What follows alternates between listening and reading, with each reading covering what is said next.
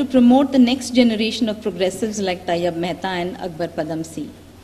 In his initial experiments with exhibition making, as evidenced by an editorial penned by him a little later, the This is Modern Art exhibitions were arranged in intellectual conversation with Herbert Reed, whose lectures he had attended at the Institute of Contemporary Art in London. Reed was one of the key coordinators of Unit 1, a group formed in 1934 of 7 painters, sculptors, and architects based in England. Reed helmed the editorial board of the collective and also played an important role in curatorial strategies developed by the group. While launching his endeavor in Bombay, Alkazi and his theatre unit, so it is Unit 1 for Herbert Reed, and Alkazi calls his formation theatre unit. Alkazi and his theatre unit compatriots developed a similar framework. Alkazi's early exhibitions were a complex interplay between the work's aesthetic formalism of line, color, and form, and extensive explanatory texts. The exhibitions had one main objective. The potential lover of art must simply be provided with plenty of opportunities for experiencing it. And I'm quoting Alkazi here again.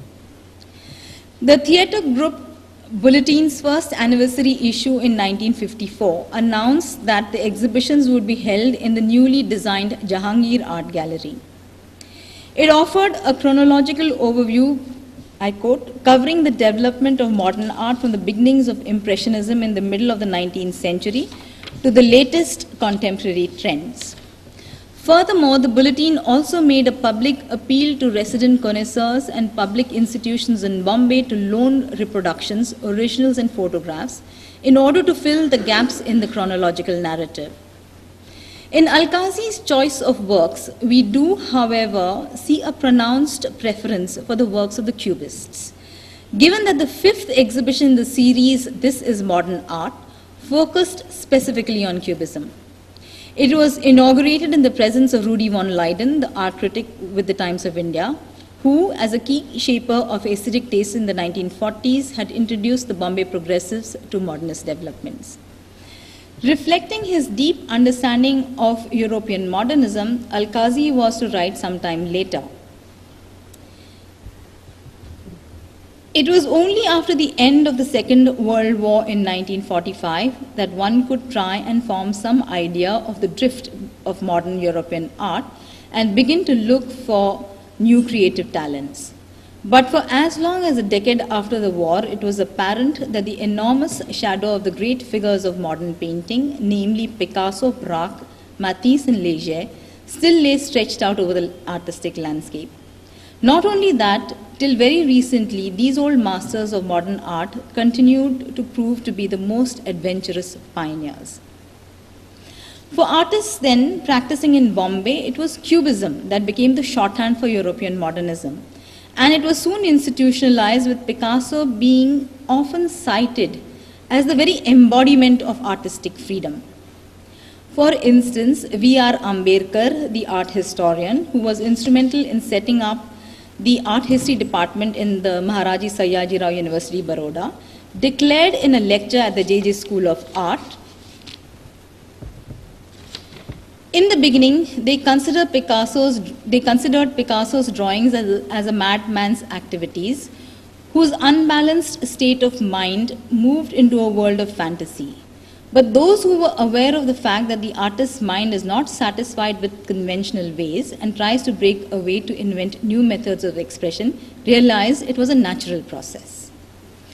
However, by the 1950s, the J.J. School of Art had transformed itself from being a conservative stronghold into an institution where the technical dimensions of art were integrated with the skill of self-expression in the modernist idiom. This was recognized by the self-taught artist K.H. Arra, who had never entered the portals of an art school, but rather had learned from a peer group of critics and artists like Walter Langhammer and Rudy von Leyden. That is Arra, however, remained unconvinced that these new methods of expression were a natural process.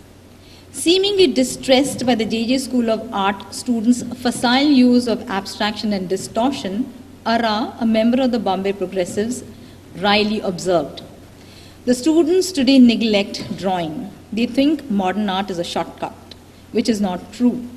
They do not know how much pain the modern painter took to arrive at that particular aim. They must bear in mind that a school is not a place to practice such privileges because they require a certain amount of understanding of technical matter. So, if modernism was presented by the European art critics as universal, Freni Bhovangiri, an art critic writing for Alkazi's Theatre Bulletin, offered an interesting, almost reactionary take. According to her, a complete disavowal of the past or even a complete break with tradition was essentially an avant-garde gesture, a prerogative not allowed to Indian artists.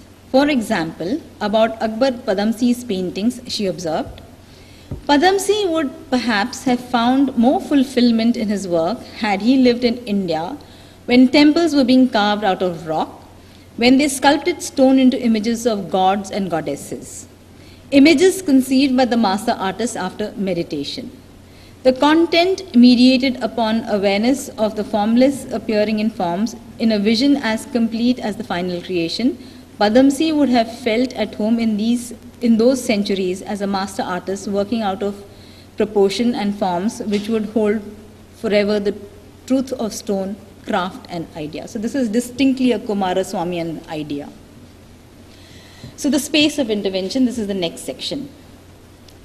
This overlap of ideological positions and visual language of artists from institutions and newly formed artist collectives requires a closer study for us to draw any concrete conclusions about the art world of the 1950s.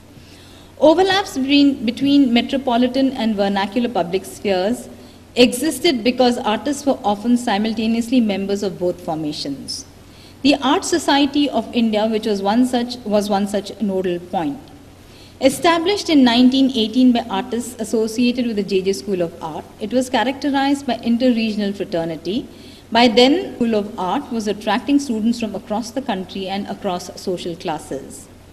By the 1950s, it had as its members, the Art Society of India had as its members artists like K.K. Hebbar, N.S. Bendre, K.H. Ara, who were all from different parts of India.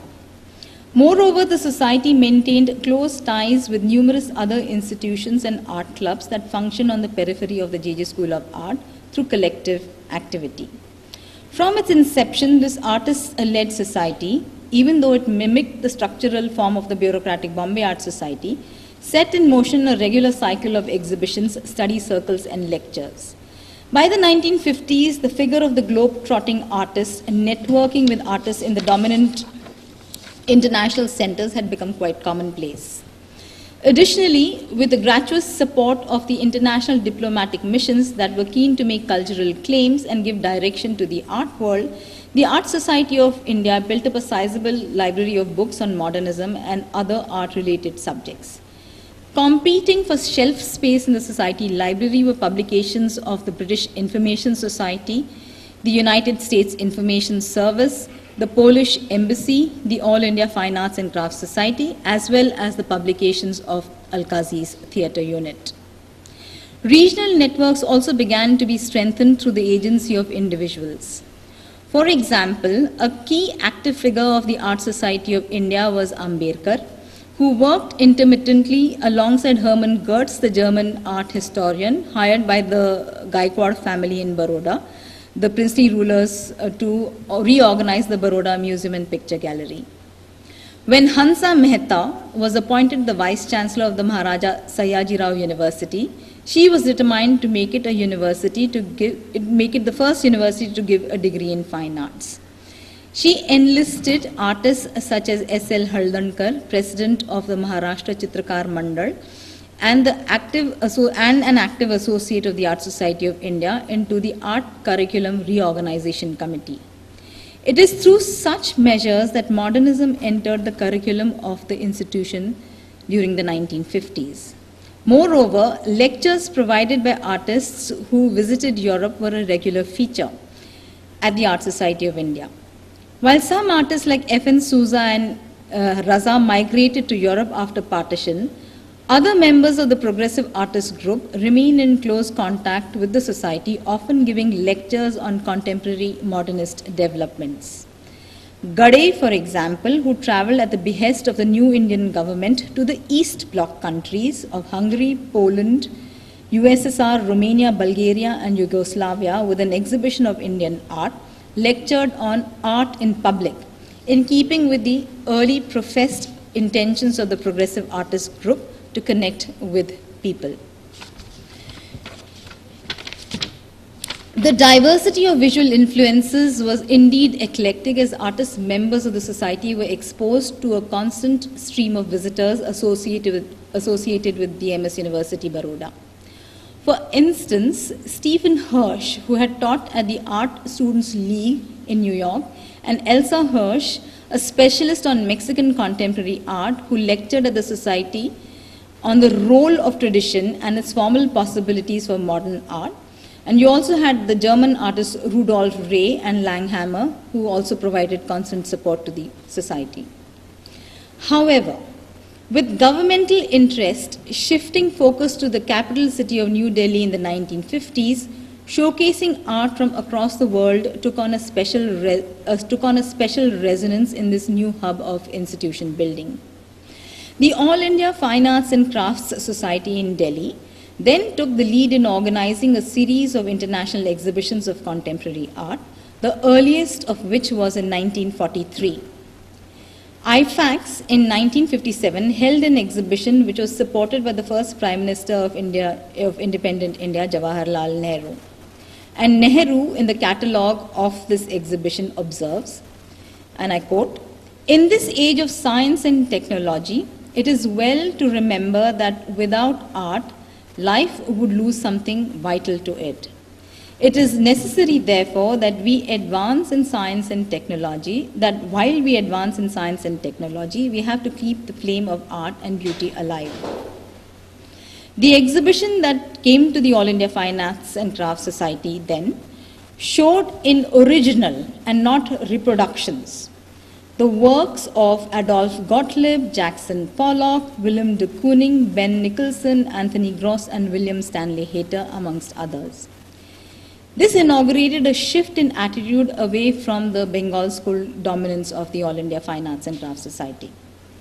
Now, cultural manifestations would find a centralized home supported by the government, which included the setting up of a drama academy in New Delhi, of which then Ebrahim Alkazi became the director. Thank you. That's the end of my talk.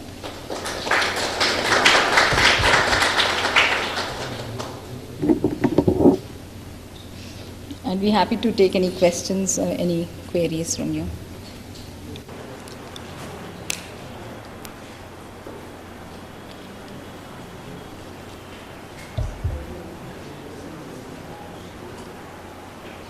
No questions? Yeah. Yes, I think it's in relation to what we studied yesterday. You mentioned about how everyone was seen as a proto-modernist, Yeah. and not per se a modernist. Yeah. So I was just thinking about this concept of how would JJ school artists, what is starting, whether I was starting with Estonji, Bombay, and going ahead till Bombay progresses, with that entire range of academic artists, can we see them also as proto-modernist and then consider the Bombay progressives as being the starting point of the real modern art as we understand it today? Because I think in many ways, if you see that they challenged every form of norm, probably advent of Western academic art in Indian context may seem like the coming of a new thing in the backdrop of the Indian traditional art, and hence see them in a more modern light. But the way they see Baburao as a proto-modernist, would there be a possibility to see the JJ school artists or prior to the Bombay progressives, the Western academic art trained artists as proto-modernists and not as modern? No, not really, because you see, in a sense, the word modern implies a break with tradition. Let us not forget that John Ruskin wrote a 4-volume series called Modern Painting. And that set of discussions on art celebrates landscape, right? And that particular strand of landscape painting was very different from the kind that was produced by artist travelers like the Thomas and William Daniel, because those were about conquest of space, right? Attached to colonial expansion.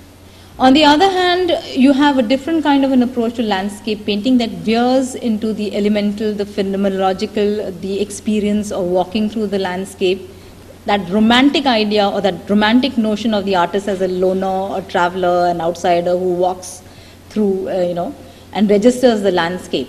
Now, so just the way, as I've said in this essay, Ruskin pegs his argument to the work of Turner. You find that most of the writers writing in Marathi peg the idea of modernism on this figure of Abalal Rahman. This alienated modernist who doesn't want to have anything to do with the palace, wants to be an independent artist, romantic figure, wants to live in the forest, etc. So that's the reason why I actually consider this to be a modernist practice rather than a proto-modernist practice.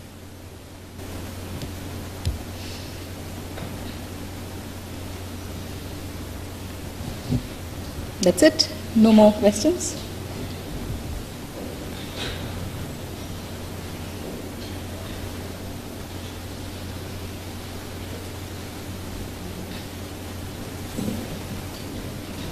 So after Ebrahim Alkazi goes to Delhi and sets up drama institute, what happens here then? What kind of takes over after? Because he seems to be this fun and really, he was crazy, he was writing and he was disseminating information and like a whole particular sort of mystery. I think what happens is that the government is so invested in building up national institutions, whether it's the National School of Drama or the Lalit Kala Academy, which is seen as a national institution, the entire government focuses on these institutions, right? Of course, initially, for example, the Lalit Kala Academy is a nominated body, but the artists then rebel and turn it into an elected representative body. It becomes a republic of artists, right? So in some sense, the Lalit Kala Academy transforms itself because it has representative members from across the country. Now, the National School of Drama, on the other hand, is an educational institution, and it still brings in different kinds of artistic theatrical practices from across India.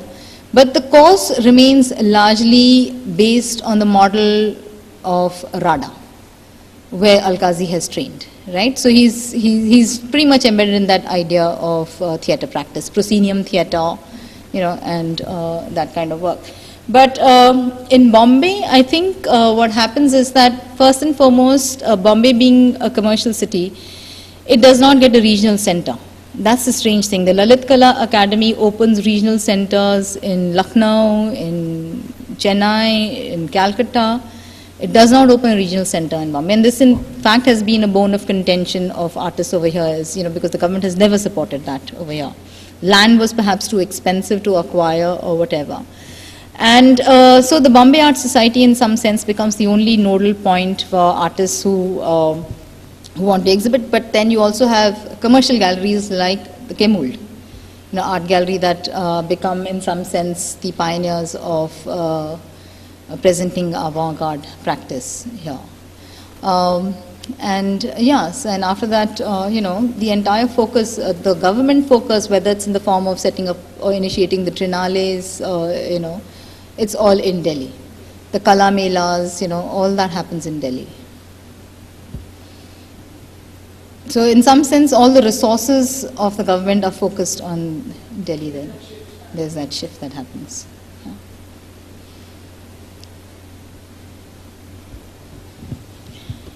So that's it. Thank you.